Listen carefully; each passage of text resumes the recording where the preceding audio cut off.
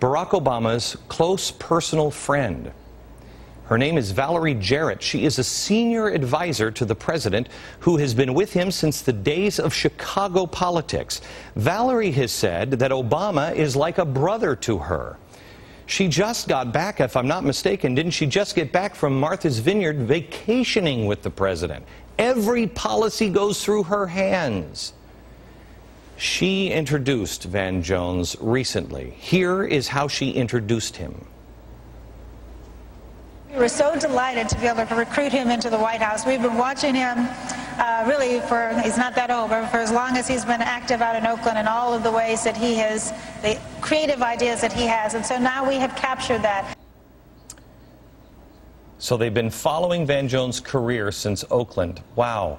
That doesn't fit with the he's changed since Oakland and no longer a communist thing. Because when he was in Oakland, according to their timeline, he was a communist.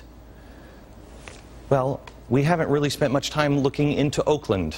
And the White House, we've begged them for a response to what we're going to show you at the bottom of the hour. I hope they will respond to that. Because I hope they're just going to say to us, it's wrong. In the meantime, when we come back, I will show you what Van Jones was doing in Oakland. Next.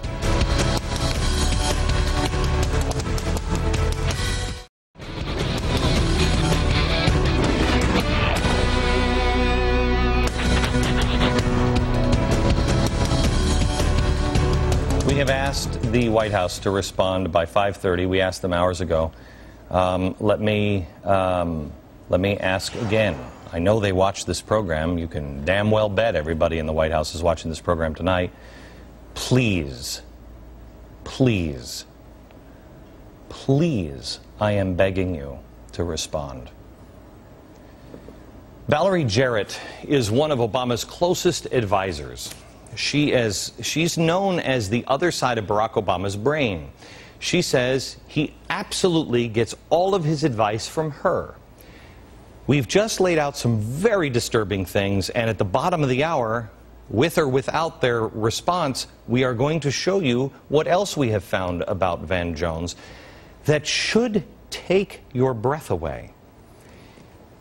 Here is how she, the, again, closest personal friend and advisor of Barack Obama, here's how she introduced Van Jones back in August of last year. I don't know how many of you guys know Van Jones. Van Jones is... This is his house, apparently. Van Jones, all right.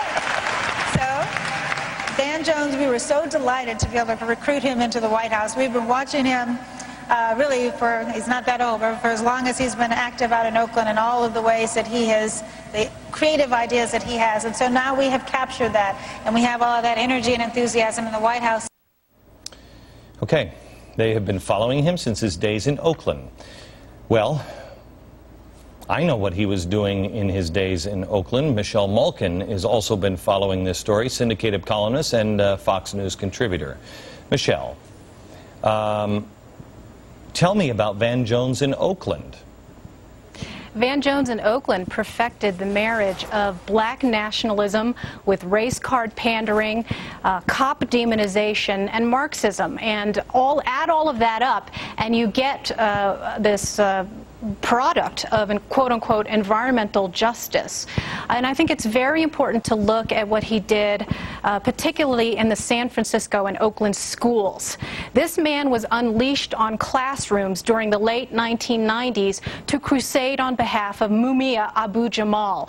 And just as a refresher course for those who might not remember this really, really tragic and awful saga, Daniel Faulkner was murdered 27 years ago, and Mumia Abu-Jamal was convicted of that murder. He's been on death row, and with the help of far-left liberal lawyers funded with deep-pocketed philanthropists on the far left, people who hate this country and hate law enforcement, he has fought off his death row sentence.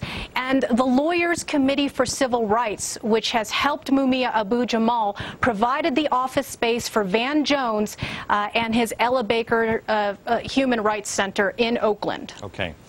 It's interesting to me that the president might have somebody around him advising him that had an organization called Cop Watch, which also is not favorable on the police officers. It's not just Mumia Abu-Jamal, is it? No, it's not. In fact, they had a very explicit agenda to create an antagonistic relationship between law enforcement in the Bay Area and with the community. And they did it under the guise of representing minorities and civil rights. But guess what? A lot of those minorities served in the police department itself. And what he did was foment a lot of racial grievances and then bring this to the classroom. That is very important, Glenn, because what he did was take all of these grievance mongers and race baiters and inject that into the educational system. Which is something that we're not seeing that agenda, but we are seeing the president going into our classrooms of our children next Tuesday. Could you bring up the front page of the San Quentin News, please? Here is the Obama's Green Czar seeks the help of San Quentin inmates. I hope that they know that he's not a czar. I don't know if the White House has corrected the San Quentin News. But this man is, we tried to get a copy of this speech, and San Quentin was working with us, and they were not a problem. Until recently, now we can't seem to get a copy of this speech or anything about this event. But from everything that I am told, Van Jones is quite a hit in the prison system. Oh, he certainly is. Storm, Ella Baker, Cop Watch, the Lawyers Committee for Civil Rights, all of these groups have assailed America's quote-unquote prison industrial complex. And they've poured a lot of money, time, and energy into doing things like undermining the juvenile justice system in California. And this speech that he gave at San Quentin was very interesting in marrying a lot of that anti-police sentiment with his green jobs agenda. And there is a pull quote from the PDF of that newspaper where he urges these inmates to be released and then to, quote, help him form a cadre, there's that word again, Glenn, to repower and retrofit America. What does that mean? You would have to ask Mr. Van Jones that. Better yet, you'd have to ask the president. It seems to me that what we're trying to do is figure out what the president's real agenda is. And doing it the way he said we should do it, and that is look at the men that he has around him. And Van Jones, Michelle, true or false, Van Jones, if Van Jones just went away, if the president said, you know, hey, I accept your resignation or whatever, first of all, just in this case, it wouldn't be enough, because that's really not the question, is whether he should be working or not. We want to know about the system here. But if he just magically, you know, to use his words, turned into a unicorn, we played that from yesterday, and he just went off to, you know, some magical land, the president still has radical advisors around him. This is not a one-case kind of deal here, is it?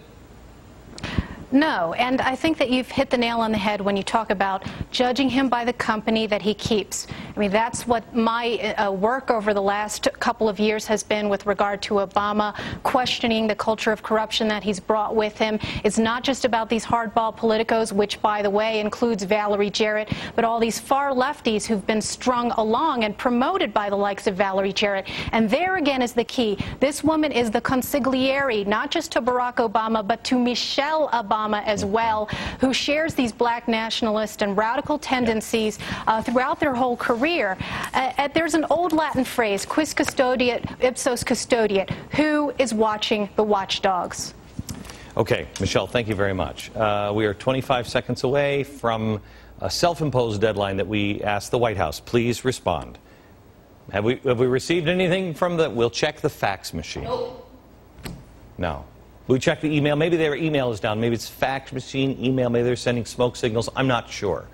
We'll check and reveal the truth. Yet one more astounding piece on Van Jones next.